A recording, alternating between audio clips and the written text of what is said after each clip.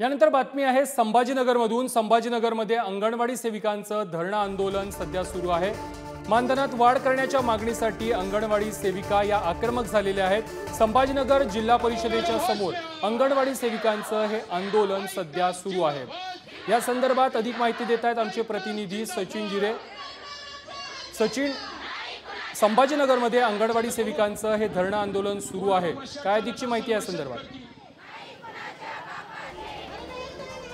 आपण पाहू शकतो हे जिल्ह्यातील पूर्ण अंगणवाडी सेविका आहे। यांची प्रमुख मागणी अशी आहे की सरकारी कर्मचाऱ्यांना ज्याप्रमाणे पेन्शन दिली जाते त्याप्रमाणे यांना देखील पेन्शन देण्यात यावी, त्याचबरोबर मानधनात वाढ करण्यात यावी, अशा पद्धतीने यांच्या मागण्या आहे। ह्या मागण्या आता सरकारने तातडीने उद्यापर्यंत मान्य करावे, अन्यथा उद्या परवाच्या दिवशी आम्ही मुंबईमध्ये धडकू आणि संपूर्ण महाराष्ट्रातले जे अंगणवाडी सेविका आहे त्या एक मोठं आंदोलन आम्ही मुंबईमध्ये उभारणार आहोत, अशा पद्धतीचा इशारा या ठिकाणी देण्यात आलेला आहे। त्याचबरोबर जर आपण पाहिलं तर तोपर्यंत राज्यातल्या ज्या अंगणवाडी आहेत त्या अंगणवाडी आम्ही चालू करणार नाही, अशा पद्धतीची इशारा या ठिकाणी देण्यात आलेला आहे। आपल्यासोबत अंगणवाडी सेविका आहेत, त्यांच्याकडून आपण नेमकं त्यांच्या मागण्या आहेत त्याबद्दल बोलण्यास परत येऊ। काय सांगाल, काय मागण्या आहेत? आमच्या सर्वात महत्त्वाच्या मागण्या पेन्शन आणि वेतन श्रेणी आहे सर, आणि वेतन श्रेणी जोपर्यंत देत नसेल सरकार तोपर्यंत आम्हाला त्यांनी 26,000 किमान वेतन द्यावं, अशी आमची महत्त्वाची मागणी आहे।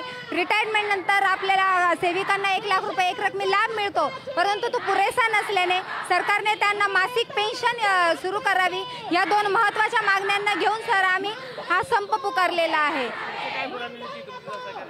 गेल्या 4 डिसेंबरपासूनचा हा संप सुरू आहे। आज संपाचा 28वा दिवस आहे, परंतु आतापर्यंत सरकारने कुठलेही ठोस पाऊल न घेतल्याने 3 जानेवारी रोजी आमचं आता धरणे आंदोलन मुंबईला होणार आहे, आणि ते आंदोलन जोपर्यंत आमच्या मागण्या पूर्ण होत नाही तोपर्यंत आम्ही तिथेच ठिय्या मांडून बसणार आहोत।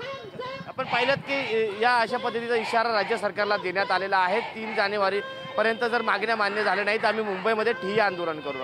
नक्कीच सचिन, धन्यवाद तुम्ही दिलेल्या माहिती संदर्भात।